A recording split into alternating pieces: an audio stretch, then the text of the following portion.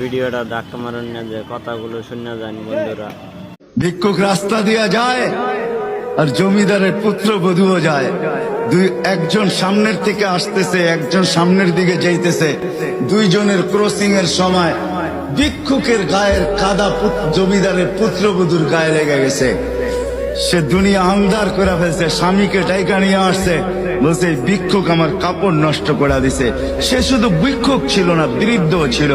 বৃদ্ধ ছিল না শুধু, জীর্ণ ছিল, শীর্ণ ছিল। শরীরে কাপড় ছিল না, ফাটা চিরা কাপড় ছিল। পায়ে জুতা ছিল না, পেটে ভাত ছিল না। জমিদারের পুত্র সইতে পারে নাই, যৌবনী শক্তি সয় কি কইরা তার স্ত্রীর গায়ে ভিক্ষুকের কাদা, বস সমগ্র শক্তিকে হাতে একত্র করে বৃদ্ধের কালে বসায়। বৃদ্ধ কিচ্ছু বলে নাই, শুধু উপরের দিকে তাকায় দুই তিনটা শব্দ উচ্চারণ করছেন।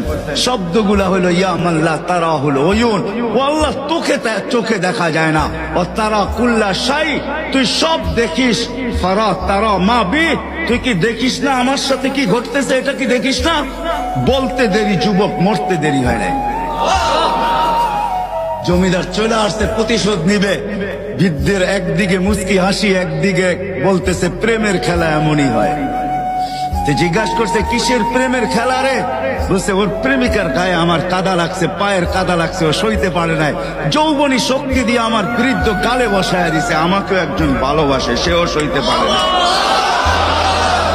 সেও সইতে পারে না, ও তো থাপ্পড় দিয়া খেলতো, সে জান নিয়ে নিছে, জান।